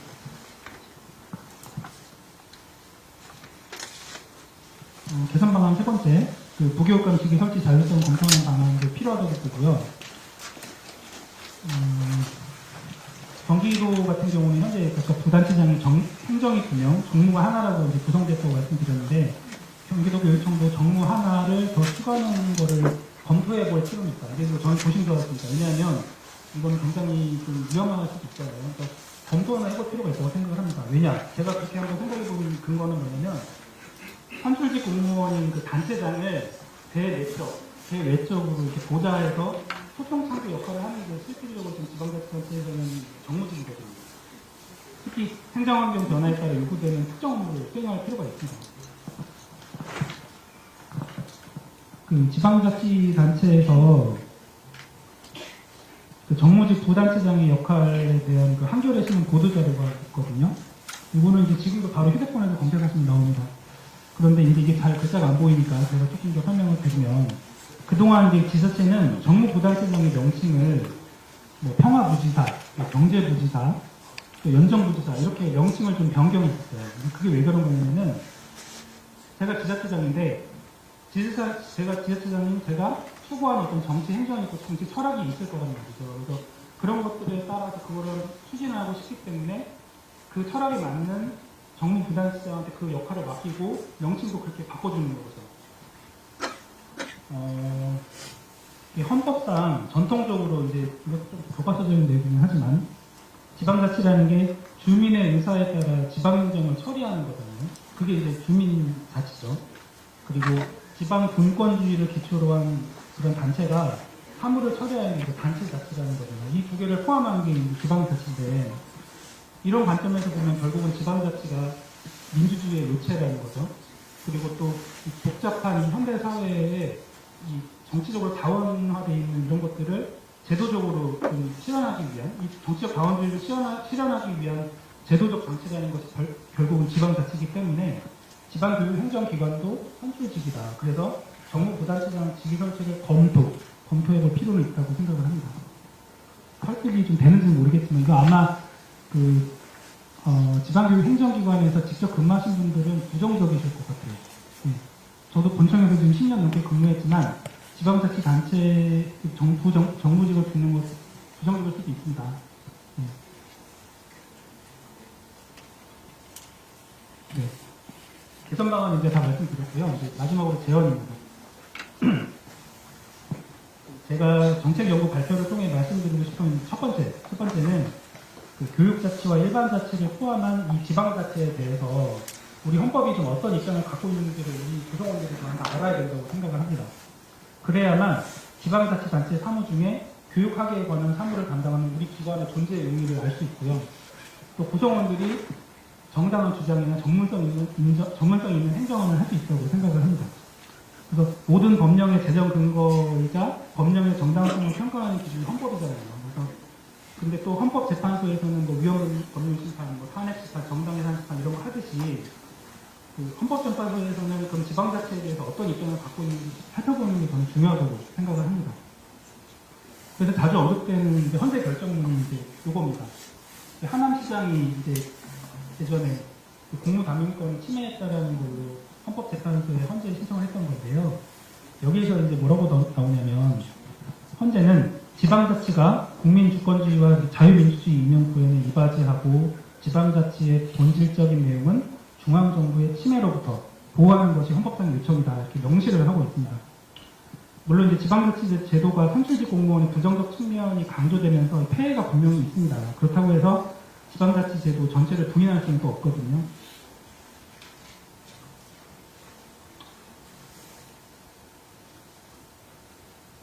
그런데 교육부에서는 그러면 일반자치와 교육자치를 포함한 개념인 이 지방자치에 대해서 어떤 입장을 갖는지 좀 제가 궁금하더라고요. 그래서 제가 질의를 한번 해봤어요. 3개월 전에.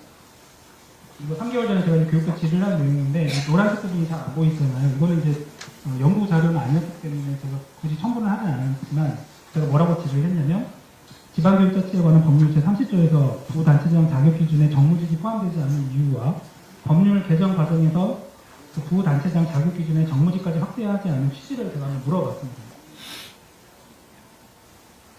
그리고 이 화면에 이제 질의로 정확히 열흘 후에 교육부에서 답변이 왔는데요. 이거 보면서 교육부에서는 시도교육청에 대한 이런 인식을 갖고 있구나 하고 제가 좀 엿볼 수 있었습니다. 제가 본청에 근무하면서 소송을 이제 좀 종종 하다 보면 이 상대방 주장이 이렇게 있으면 저도 모르게 막 반박을 하게 되는 경우가 생기더라고요. 우리 보통 그렇잖아요. 일을 하다 보면. 이번에도 좀 제가 똑같은 감정을 느꼈는데요.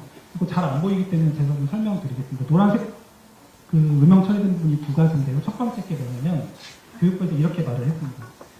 지방자치단체의 행정사무는 각 지자체의 특성과 지역 수요를 반영하여 추진되어야 하나.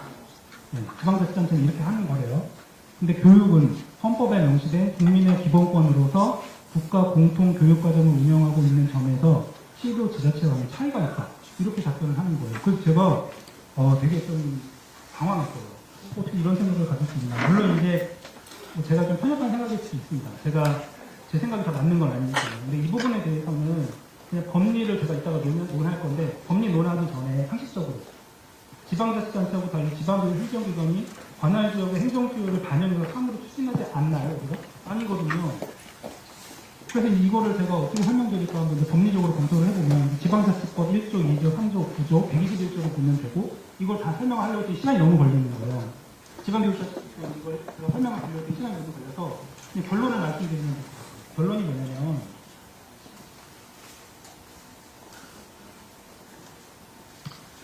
지방자치단체와 달리 지방자치라는 게 일반자치가 있고 교육자치가 있는데 이 두 개를 포함하는 개념이 지방자치라는 건 누구나 다 아는 사실이잖아요. 그리고 그 지방자치 사무 중에 교육학계에 관한 사무는 지방교육 행정기관이 그리고 그 외에 그 일반적인 사무는 지방자치단체가 추진한다는 것 이거 다 우리가 알고 있는 거죠. 그리고 또 지방자치단체와 지방교육 행정기관, 예를 들어서 저희 경기도교육청하고 경기도가 법인격이 같거든요. 그래서 소송 안 되잖아요. 법인격이 같아요. 경기도로. 그래서 우리가 제가 예전에 교지조성팀에서도 근무를 했지만 땅을 사면 이게 경기도로 나와요.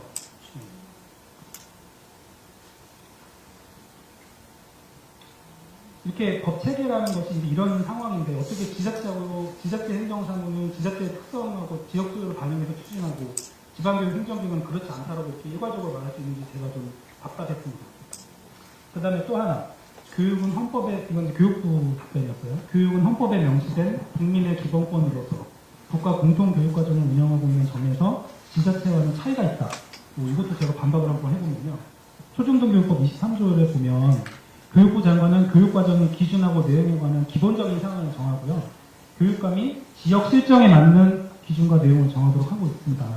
교육감이 단순히 국가정책을 그냥 집행하는 손발 역할만 하는 게 아니라는 거거든요. 그게 법의 취지거든요. 근데 중앙부, 그리고 이제 일반 지방자치단체 입장에서도 중앙부처에서 정책의 기준이나 내용에 관한 기본적인 사항을 정하고 나머지 소관법령, 그리고 또 소관법령을 헌법적 가치에 맞게 해석하는 역할을 합니다. 중앙정부가, 중앙부처는. 그리고 그 바탕에서 지자체도 권한의 범위 내에서 자율적으로 정책을 집행하는 것이거든요. 저 혼자 좀 제가 흥분해서 좀 제가 너무 좀 식사돼가지고 빨리 예, 정리하겠습니다. 꼭 해. 알겠습니다. 네, 연구보고서에 있고요. 너무 지루하면 안 되죠. 두 번째, 이제 재원이 총 3개인데, 3개 이것만 하겠습니다. 주민 중심의 자치분권 실현을 위해서 우리가 단기적으로는 우리 지방의 조직적 활동을 좀 확대해야 된다. 그리고 여기에 상응하는 투명성하고 책임성도 같이 확보해야 된다. 그냥 자율적만 확대하면 안 된다는 거. 이게 이제 제가 드리고 싶은 말씀이고요. 마지막 세 번째는 지방교육 행정기관이 행정수에 부응하는 적절한 조직 역량을 갖춰야 된다고 생각을 해요. 그래서 끊임없이 자기 혁신을 통해서 좀 자기 학습을 해야 되고 나머지 16개 시도와 공조를 해서 기관과 상학습을 통해서 이런 부분에 좀 능력을 키워야 된다고 생각을 합니다. 참고 문헌은 이제 저력적 문단 이런 제가 다 이런 문단을 다 참고해서 만들었다는 거고요. 진짜로 마지막입니다. 진짜 죄송합니다. 이게 마지막이에요, 진짜. 그래서 지금까지 다소 재미가 없을 수 있는 내용을 경청해 주셨는데요. 오늘 이 자리에 오신 분들이 작든 크든 무언가 하나라도만 좀 얻어가신 게 있다면 저로서는 정말 좀 기쁠 것 같습니다. 그리고 가슴이 뜨거운 열정 있는 분들이 같이 저희 좀 포럼에 활동을 해주시면 정말 좋겠습니다. 그렇게 활동할 수 있기를 기원합니다. 감사합니다.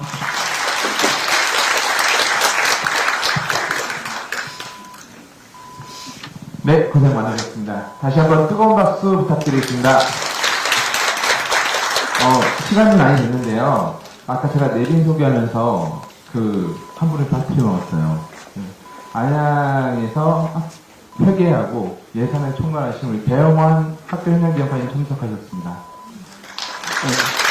배영환님 다시 한번 죄송합니다. 네, 이제 마지막으로 이제 질의응답이 있는데 질의응답을 하기 전에 우리 라이브 중계는 여기서 마치도록 하겠습니다.